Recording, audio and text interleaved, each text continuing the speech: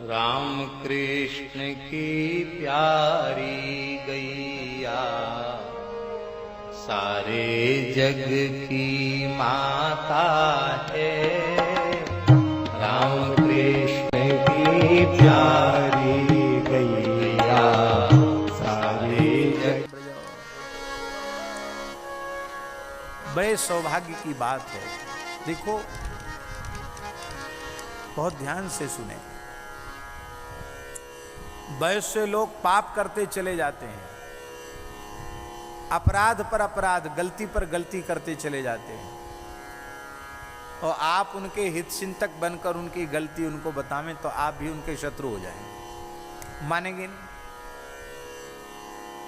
बहुत से लोग ऐसे होते हैं, अपराध करने पर भी अपराध मानते नहीं, अपनी भूल स्वीकार नहीं करते।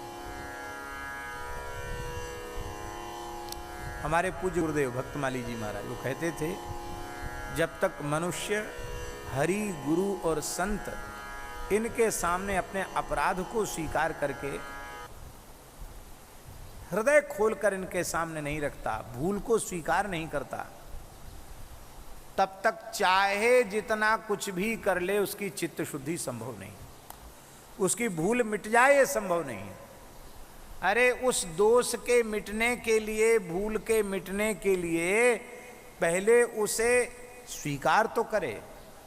इसलिए महाराज जी की वो प्रार्थना जो स्वामी श्री शरणानंद जी महाराज कहा करते थे, भूल दिखाकर उसे मिटाकर अपना प्रेम प्रदान करो। भूल दिखाकर मनुष्य को अपनी भूल दिखने लग जाए, ये भगवान का सबसे बड़ा अनुग्रह है।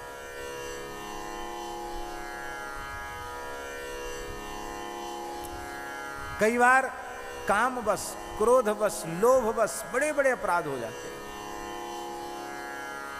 पर वो थोड़े समय का छोटा सा लाभ कितना भयंकर नरकों की ओर हमको ले जाने वाला है, इस बात को व्यक्ति भूल जाता है। दुष्ट और सज्जन में भेद क्या है? साधु पुरुष अपराध न होते हुए भी कोई उनको अपराधी बतावे तो वो स्वीकार कर लेते हैं, और दुष्ट पुरुष वो गलती पर गलती करते चले जाएंगे, दूसरों के दोषों के लिए तो हल्ला मचाएंगे गला फाड़ फाड़ के, अपनी गलती कभी स्वीकार नहीं करेंगे। दुष्ट पुरुष का लक्षण है। ऐसे लोगों का सुधार नहीं होता। एक छोटी सी बात सुना दें। हमारे पूज्य पहाड़ी बाबा महाराज ने पूज्य गुरुदेव भक्तमाली जी का स्मरण किया। बोले बहुत दिन हो गए भक्तमाली जी का दर्शन नहीं हुआ, तो मैंने जाकर रामानंद पुस्तकालय में महाराज जी से जाकर कहा। महाराज जी कुछ लिख रहे थे, तुरंत उन्होंने कलम बंद की और जैसे थे वैसे कंधे पर गमछा डालकर खाक चुप से। हमने कहा महाराज जी अभी नहीं बुलाने। अरे बोले नहीं, इतने बड़े महापुरुष याद करें तो लाख करोड़ काम छोड़कर उपस्थित होना चाहिए, हमारा सौभाग्य है। महाराज जी आगे, हम पीछे पीछे आए। अब पूज्य पहाड़ी बाबा महाराज, जिन लोगों ने उनको देखा है, उनका तो विलक्षण ही स्वभाव था। बड़े कोमल और बड़े निर्मल हृदय के महापुरुष थे, लेकिन भाषा उनकी पुराने फक्कड़ संतों की जैसी थी। महाराज जी को देखते हुए, अरे राम राम, क्या हो गया तुमको? अरे राम राम राम राम। ओहो, उम्र ही क्या है अभी? अब उनकी उम्र तो बहुत ज्यादा थी पहाड़ी बाबा महाराज। अरे तुम्हारी कमर झुक गई। ओहो हो, राम राम राम राम राम, हे भगवान हे भगवान हे भगवान। कहाँ गए थे? बहुत दिन में दर्शन हुआ। महाराज बोले कभी कभी कहीं कहीं लोग बुलाते हैं, चले जाते हैं। क्यों जाते हो बाहर? क्यों जाते हो बाहर? महाराज जी बोले पहले तो हम अपनी स्थिति बता देते हैं कि हमारा शरीर आने जाने योग्य नहीं है, फिर भी लोग नहीं मानते, आग्रह करते हैं तो चले जाते हैं। क्यों जाते हैं बाहर? क्यों जाते हैं? डांटने लगे। हमको बड़ा वो लगा, मैंने कि इधर तो कहते थे याद कर रहे हैं, वो आती महाराज जी को और कोई सत्कार तो नहीं, फटकारना शुरू। क्यों जाते हो? क्यों जाते हो? एक बात को बार बार बोलते थे, क्यों जाते हो? महाराज जी ने हाथ जोड़कर कहा, भगवान ज्ञान वैराग्य का पूर्णतः अभाव है। लोभ की वृत्ति अत्यंत बढ़ी हुई है। यही कारण है कि बार बार श्रीधाम वृंदावन को पीठ दिखाकर चले जाते हैं।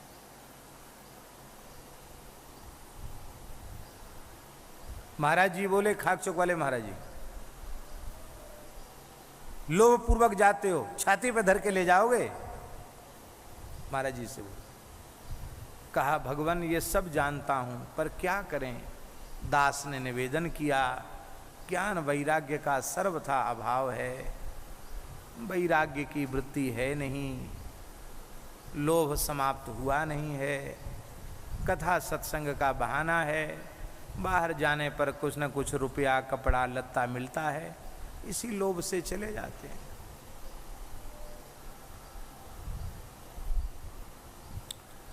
अब हमारे अनंत दास बाबा, मोहनदास बाबा बैठे हैं।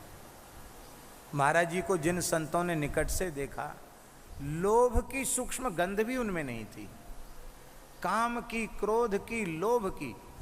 देखो ये महाराज जी बड़े अभिन्न मित्र हैं। काम होगा तो क्रोध भी होगा, लोभ भी होगा, सब लाइन लगी हुई है। पर दास ने उनके अतिशय निकट रहकर काम, क्रोध, लोभादि विकारों की सूक्ष्म गंध भी उनमें नहीं देखी। गंध की तो चले क्या महाराज जी, दास का ये अनुभव है, उनके चरणों में पड़े रहने वाले व्यक्ति में विकार उत्पन्न नहीं होता था।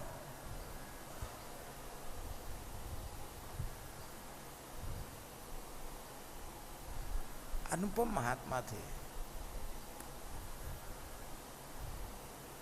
महाराज जी बोले, खाकचौक वाले महाराज जी, भक्तमाली जी यहां आ जाओ, देखो तुम भी बूढ़े हो गए, मैं भी बूढ़ा हूं, हमारा नाम लेके बोले ये सेवा करेगा दोनों की, और किसी की हिम्मत नहीं जो खाकचौक से तुमको ले जाए। महाराज जी हाथ जोड़ के, सो तो बात आप सत्य कहते हो, आपके सामने कौन आएगा। बस इतना ही सत्संग हुआ। और महाराज जी बोले, अरे तुम पढ़े लिखे होकर के भी एकदम मूर्ख के जैसा काम करते हो, बताओ अभी लेवा लाए इनको। अरे कोई भोज भंडारा होता, फिर उनको बुलाते प्रेम से, चलो कोई बात नहीं, पहुंचाया। हम पहुंचाने गए।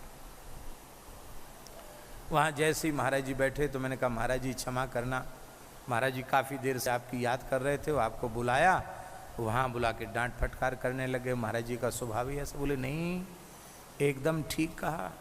मैंने कहा, उन्होंने तो ठीक कहा आपके अनुसार, पर आपने तो ठीक नहीं कहा। क्यों?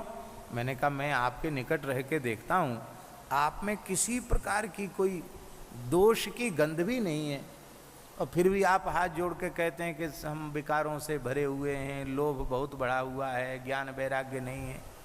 वो आप में नहीं है तो पर है किस में? महाराज जी ने कहा, पंडित जी एक बात कहें, सभी दोष, सभी विकार जब तक जीवत्व है, मनुष्यत्व है, तब तक उसमें रहते हैं। भजन साधन के कारण अनुभूति नहीं हो पाती है कि ये हैं, पर वे कहीं न कहीं प्रसुप्त रूप में, चित्त में कहीं न कहीं पड़े हुए हैं। इसलिए उनको स्वीकार करना ही सच्चाई है, उनको नकारना मिथ्या व्यवहार है। श्री तुलसीदास जी, सूरदास जी, कबीरदास जी क्या विकार युक्त थे?